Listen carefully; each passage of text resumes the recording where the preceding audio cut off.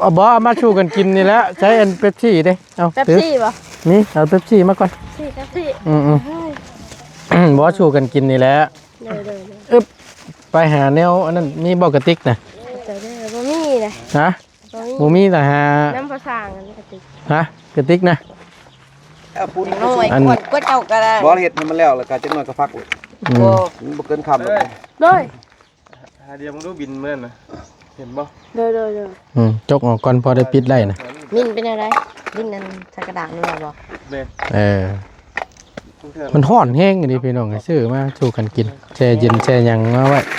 กินกันนั่นแหละได้บ่โอเคแล้วบ่แม่นนี่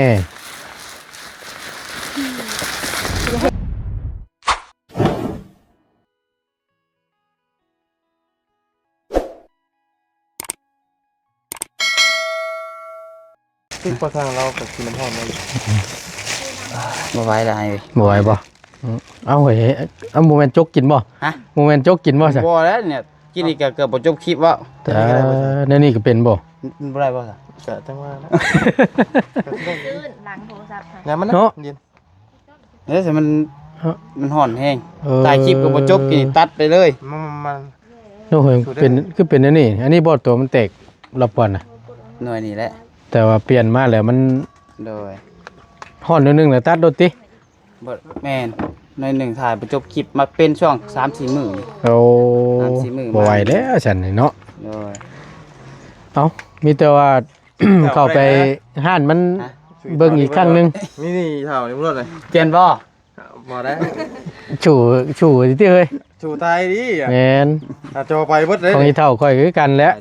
โดยสบายดีพากันมานำกันบ่มื้อนี้เจ้าย่านขี้ใหญ่เด้อบ่แม่นรักแม่นดอกันคืนนี่มาแต่เมื่อคืนติงั้นยังน่ะจักแล้วบ่ได้ชื่อของแม่ให้เขาไปจักเอามีไปจักดอกอันนี้เด้อได้อยู่บ่น้องเมื่อคืนนี่บ่ได้ซับอ่านดิบ่แปลกหรอกจังได๋ตามมานำบัดนี้เนาะแม่นได้คนเฮา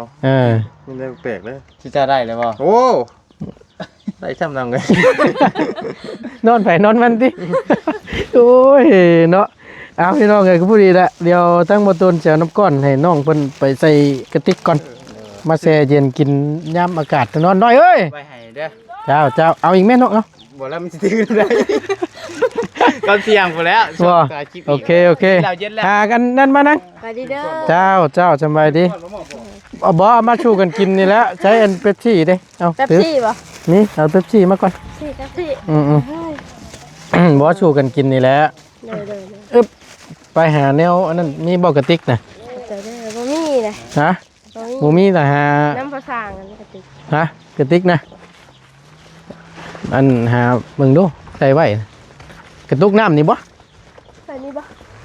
ผู้บ่าวเปลี่ยนใส่น่ะก็ได้ได้บ่ทาน้ำร้อนของผู้ชายค่าน้ำร้อนเราบ่เฮ็ดได้ฉันบาทนี่เฮ้ยถอกออกเว้ยผู้เอาน้ำร้อนเนาะกัดถอกออกเราสบายดีขวดเหล้าหน่อยด้วยเปล่า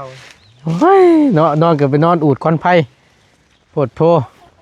เป็นน้ำเปล่าแล้วนะใส่ให้เอากวนน้ำมาล่ะแต่เอากระติกเงินใจเย็นไว้กินน้ำเย็นใส่เบิดถึงแล้วพอเอาเรียบร้อยแล้วบาทนี้เนาะแล้วเสร็จสิ้นไปอีก1 ล้านเหลืออีก1 ข้างฮะงูอยู่ใส่โอ้ย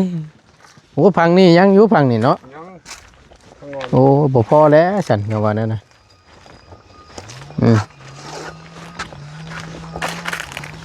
น่ะยังขาดได้อยู่ได้เนาะด้านดังนั่นแน่ข้างในอีกยังบ่ทันได้โบกครับบัดชายก่อนเนาะรู้หัวอะไรพี่น้องไงบุพสินะโอ้น้ำเราเดียวเลยให้จะกวนนะไว้นะติ๊กเพิ่นแม่นจะได้เอาน้ำก้อนใส่ซื้อเป๊ปซี่มาเด้อพ่อใหญ่ยาวเด้อกินเย็นๆเด้อซื้อมาฝากน้ำมันสิจองให้พอได้เด้อน้ำร้อนนะมันร้อนแห้งเล็กน้ำร้อนได้ฮะน้ำร้อนเล็กน้ำร้อนคือมันบ่ ในน้ำเย็นเลยมันแรงนอนโว้ยแห้งออกหอนอยู่ตึกเป็นแบบโซ่ โอ้ยบ่ตูนกินเป็ดก็บ่บอกเมื่อคืน ฮะ กินเป็ดก็บ่บอก โอ้ยเมื่อฮอดแล้วก็จังว่ากันก็จังเว้าอยู่ว่ามันมื้อนี้นะเฮาตกลงกันได้แล้วเหรอวะ ว่าดังไพ่แล้วอยากเลยนี่ บ่ จัดเอาได้ โอ้ เฮ็ดได้ ว่าเพิ่นนั่นก็บ่แม่นหยังดอกยันเครื่องยันนั่นชื่อมาล็อกเกอร์หั่นนะเตรียมพร้อมอยู่ทางนี้ก็ได้ บ่ บ่ยาวไปใช้ล่ะ ฮะ บ่ยาวไปใช้ บ่ยาวพูนบ่ยาวอยู่พุ่น สวยแท้เหมือนเมื่อวานนี่คือมาแต่เช้านี่ เอาก็ฮู้อยู่เนาะมื้อวานนี่มันวันหยังซั่น เออ โอ้วันวาเลนไทน์ เออ โอ้ยจังพ่อจัง นั่นแหละ คืนนี่ปาดท่อว่ะจะประสาทคัก ห่าน ลูกชายก็ป้าได้ใจขนาดไหน เฮ็ดแล้วได ว้ายจังมาขี่รถเลาะอยู่เทียทางถนนนั่น บ่ ปืดมาอยู่กับแม่ขี่ทางกันไปเถอะเนาะว่ะ ย่านน้ำรถน้ำล่างเลยเนาะ โอ้ยเว้าซัง กำคืนจ้ำ ตาก็บ่จะคุ้งเด้ ตอนนั้นแล่มสิไปลมมันก้นเขาปาดไปเบือนห้อง กั กัน พอ นะ ได้ลุงกันก็ดีแต่จริงจะโอ้เขามันเคยแหละเขาก็ได้ละอยากรอรุ่นมึงดอกที่พ่อบ่ดันนี่ ใช้อันอยู่ใช้น่ะ รอรุ่นปูนนี่แหละรออยู่ดอก หาวนั่นได้หน่อยเอ้ยหาวจอกมันยังได้มาใส่มันปิดบ่ได้เด้อน่ะน้ำก้อนน่ะ ลายเถอะบ่เบิ่งดู มันนั่นน่ะเอาน้ำเอาจอกกันได้มาใส่แล้วก็เทไปส่งพี่กิน เดี๋ยวน้ำฮอดมา เอาเลยเอาจอกมาเอาลงจริงหน่อย แมนจอกหลายๆอันนั่นมาอากาศมันร้อนแม่นยังบัด น้ำก้อยคาคออีกบ่คือเขาว่าไปห้องหมอบ่น้ำก้อนคาคอ ได้ไปเอามาอีกคนละจอกช่องจอกกับปิดได้แหละเป๊ปซี่กันยังอยู่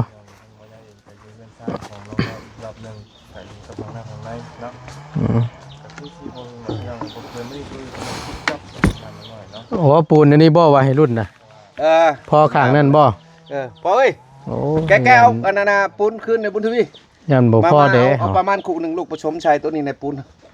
ผสมชายเขามันเหนียวนิด เนาะ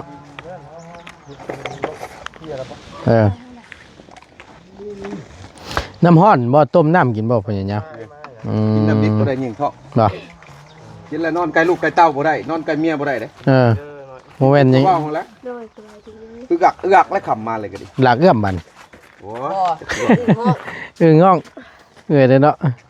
ห้องคือเดียวใครหรอบ่ เอาปูนแกะเอาปูน น้อยก่อนก็เจ้าก็ได้ บ่เฮ็ดให้มันแล้วแล้วก็จังน้อยก็พักมันบ่เกินคำหรอก โดย หาเดียวมึงดูบินเหมือนนะเห็นบ่ โดย จกออกก่อนพอได้ปิดได้นะ มินเป็นอะไรมินนั่นสักกระดาษนี่หรอบ่ เบน มันห้อนแห้งอันนี้พี่น้องซื้อมาชูกันกินแช่เย็นแช่ยังมาไว้กินกันนั่นแหละได้บ่โอเคแล้วบ่แม่นขอบใจ เฮ็ดจับเจือล่ะ ยกขึ้นไหม โอเคเทเอารถบานนี่เป๊ปซี่ ปูนนะผสมคืนเอาตัวมันผสมใช่ไหมแต่มันได้ลายจังหน่อยนะ คือจังว่าขี่รถแบนอยู่ไปทางไหนเมื่อคืนนี่ ใช่ ฮะเอ้าพอจะว่า ใช่ ฮะ เฮามาเฮือน แม่นว่า เฮามาเฮือน โอ้เจ็บคอพี่น้องมาเฮือนบ่ ภาษาเราบ่มาแต่เถื่อเขามาหาอยากนอน บ่ ถ้าไปเฒ่าบ่โทรมาบอกนะโอ้ยถ้าบ่ไปเอาทำไม่สุดเขานอนป้าเอ้ย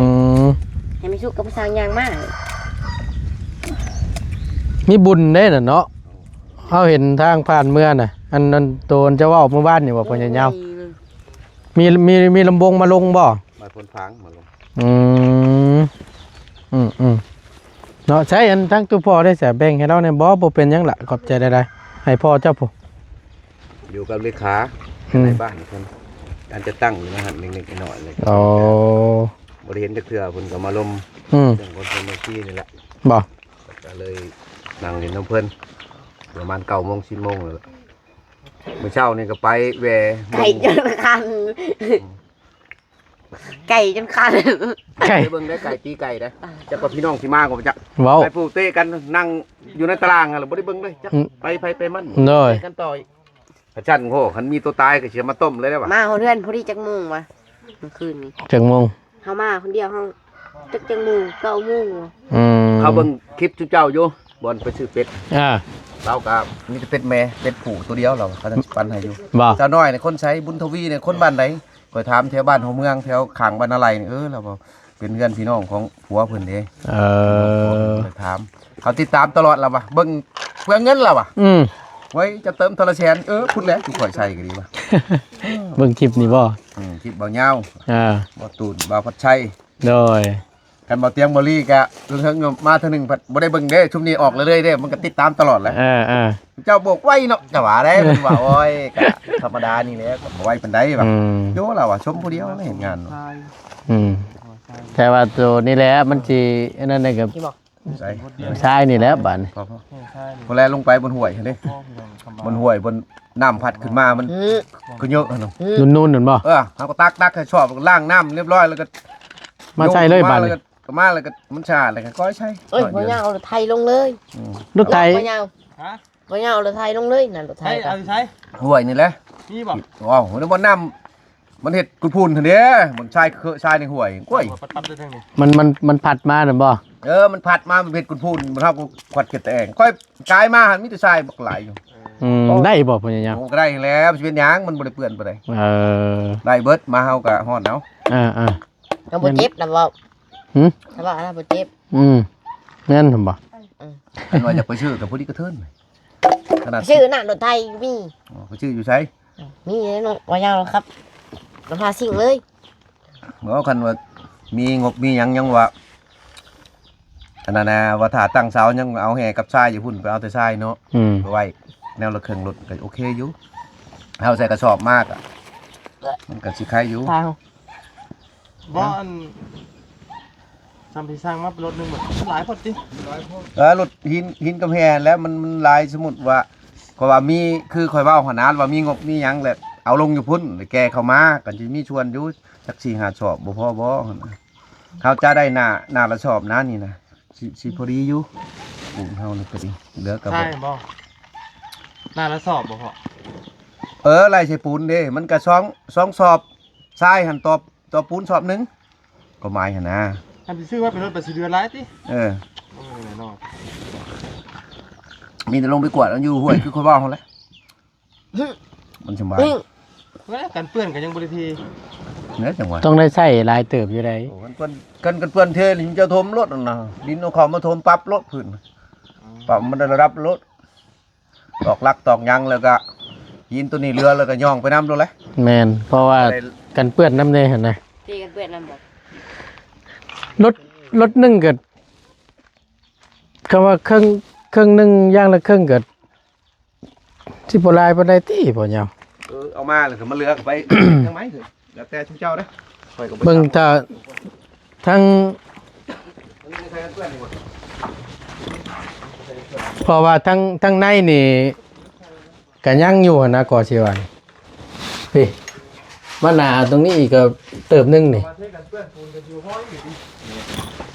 มันคิดว่ามันแต่โบกไม่เทคนเหยียบ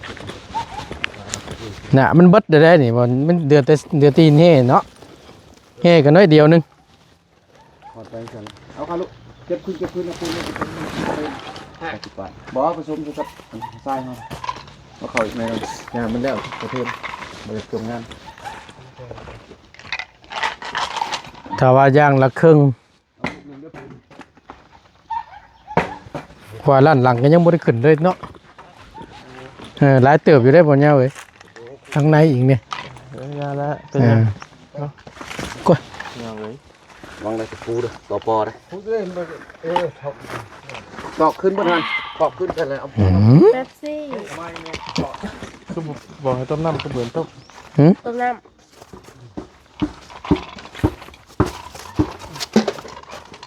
มาใหญ่บ่ต้มน้ำ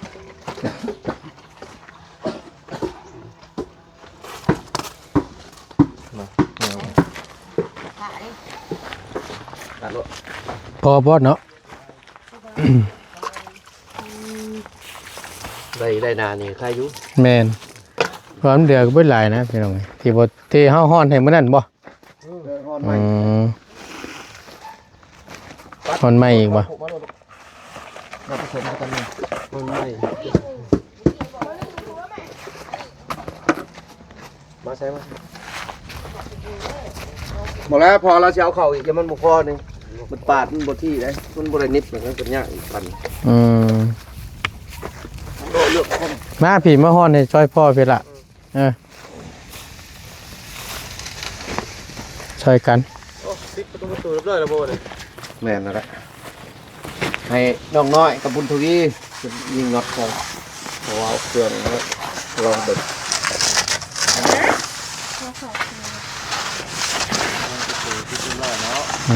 ปิดกัดโยความใช้งานเราได้นี่เนาะ ได้งานได้แล้วมื้อนี้เนาะ ยังอยู่บ่ ได้ครับ ได้แล้วเนาะบ่ได้ยอมมื้อนี้ทำมาเฮาปวดนี่ไล่คนออกไปก่อนมื้อนี้บ่ยอมเข้าป้ามื้อนี้ บ่ว่าได้บ่มีน้ำกับเชียวเข่าเนาะ เด้น่ะ เราตัวเตี้ยจะมันเซ็ตบักดองนะ ไปหิวเอา ไล่อยู่ เข่าเราแล้วบ่ว่ากัน ถ่ายยามเย็นตอนเที่ยงแค่คือหยังคือได้ถ่าย ห่อนจำเตย กันแล่นตรงหน้าบ่แห้ง ไปบ่ถึงจุดกับหมูไหลก้นแท้ๆแหละคือบ่ตุ้ม เอาดีได้ปบหมูมื้อนั้นน่ะ แม่นบ่ เว้ยก็นึกว่าคนสิหรอกอย่าได้เบิ่งเป็นหมูอะ ไปมาหมู่ในก้นน่ะ ข่อยนี่แหละมื้อน่ะมาข่อยก็นึกว่าคนพาวใช้ช่งข่อยก็ได้อยู่พุ่นเงยหน้าขึ้นว่าแม่นหมูโว้ยว่าซะพี่น้องเอ้ยไผเฮ้ยน่ะ แดงแดง ฮะ เจ้าแดงแดง โหดคือหนูไข่ได้ช่วงนี้น้อยเนาะ มีลงเรือนี่แล้วบ่เห็นกันเลย นี่แหละไม่เจ้ายาวเด้ ฮะกินรถนะตุเอาให้กินได้กินรถนะยังลูก บ่เจ็บเขียวนะเช้าแล้วเบิ่ง เอามาตื่น อืม มึงมาเลนมาใส่เจ้า โอ้ จะหยาง เช่ากระยาแล้วหักไม้กระทิ่มเด้อใส่ถุงไว้เมื่อจะเจ็บ ต้นมูเลนมาใส่ ป้าให้เล่าเลยก็ โอ้จับส่งสิเล่นพุ่นแล้วเนาะเอาก็นึกว่าคน ว้าวให้ไทยส่งทางกับชื่อนุ่งเลยโคตรแล้วเจ้า ส่งหากระชื่อส่งไม่นะ 3 ปีเฮา มันบ่แปลกหรอกที่ว่าเจ้าว่าส่งตัวนี้สิยืนได้นะ ส่งตัวเก่าก็ เพราะว่ามันสิแข็งน้ำปูนนี้ เลย แม่นบ่อ เราให้ที่ เบิด เสีย แล้วบ่ โอ้ยเจ้าบ่เป็นหมุ่งครับ เบิดจบคืนนี่บ่ เฮ็ดเป็นหมุ่งแล้วก็เทน้ำลงนั่นนะ ลูกกระทะเนี่ย พ่อบ่ นั่นแหละ ตัวใหม่ยังบ่ฮู้เลย ทางเมื่อวานนี่เด้ เบิดแล้วนะ เบิดแล้วเนาะ เบิด อย่าน้ำแล้วไปบ่ถึงเท่าใด ทางเมื่อวานนี่เห็นอยู่ จะบ่ได้เฮ็ดมากุ้งบ่ บ่บริษัทเลยเพื่อหาเมียผู้ วาเลนไทน์เนาะ เป็นบ่ได้ทำแล้วกะ แช่จักหลอกก็บ่ได้มันติ ก่อยยังบ่ได้วะ กูจักแล้วแฟนลูกชายจากเมื่อวานนี่เดี๋ยววันนี้ได้ใช่เนาะ เอาน้ำมาโลดไปครับ โทษนั่นเด้ประสานกับมตสิมาซื้อดอกไม้หุ่นเช้ามาตลาด มาผัดว่าลึกใส่ผัดมผัดดอกกุหลาบดอกช้างว่าดอก1 5แสนซื้อใช้ โคตรโค้ยเนาะเรื่องนี้เอาโลด หมอนึงบ่ได้โอกาสไปข้อกันบาทนี่เกือบเพิ่นประคาดบาทพอมาให้ไปชื่อว้ายไปซื้อเกือบกับข้อกันแล้วกัน เอาคือเมียเฮาว่านี่หลอก40,000เลย เพนหาอยู่บ่เพน ดีแล้วซื้อเกือบซื้อหยังดีกว่าไปซื้อน้ำอื่นเนาะ เกิดที่โต๊ะผม บ่คันซื้อมามอบให้ผู้เช้ากับมีแนวกินแค่นี้แนวตื่นมามื้อเช้าเนี่ยกินแซ่บๆมันดอกไม้เท่านั้นก็นอนก่อนเพื่อนกินข้าวได้ไว้ คือส่งให้มันดีกว่าบ่ นี่แหละผิดๆนะ คือส่งก็ส่งเป็นส่งคันโต้ผมคาบ้าน มักแค่คาบาน ที่เขาให้ นี่กูบ่ได้กูของแล้วกูลุกหัวปักไปเลยกูสิหัวกู มีหยังน่ะ โอ้ยล้มหลายเทื่อแล้วแหละ น้องลมตัดเขียวเจ้าของเด้อ พอแล้ว เอาละครับไปได้กัน ได้รถ ได้รถ มันเป็นยังมันเหลือมันผูกทั้งในมันผูกทั้งขาทั้งสงวน เจ้า เนาะ เจ้า ตักเท่าตัก ตักเก่าตักว่าซั่นตักเท้าตัก โอ้ข้าวม่วนแท้บ่ โหละหายเจ็บแก้วเลย เมาดีชายขี้ดิน ใช่ใช่นั่นแล้ว ตักเท่าตัก นี่แล้วป่ะฮันจ้ะ คูด บ่เอาขี้นะ คูด ที่ดินกับปนเดียวนั่นนี่ เบิ่ง มา เคยแม่นพวกนั่นแหละอันเด้เออ มันจักบ่แม่ดีพี่น้อง เด็ด เนาะโอ้ย ยังน้อย เอามานั่น แม่นต้องแถวนั้นแหละ มันจักบ่แม่ดีแล้ว พวกนี้ใบเกอันกันก้อนมูฮอนก้อน มันเดือดได้เดี๋ยวนึงเนาะเรา นี่ นี่ เฮ้ย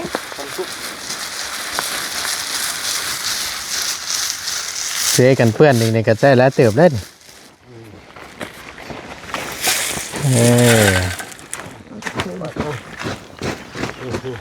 อยู่พื้นน่ะเนาะหลายเติบอยู่ มาให้พี่ เกือบทุงแต่งเกือบไม่ได้พาขนาดตลาดวันนี่คือตลาด จะคู่นะบุญทุกี้จะใส่นะลูก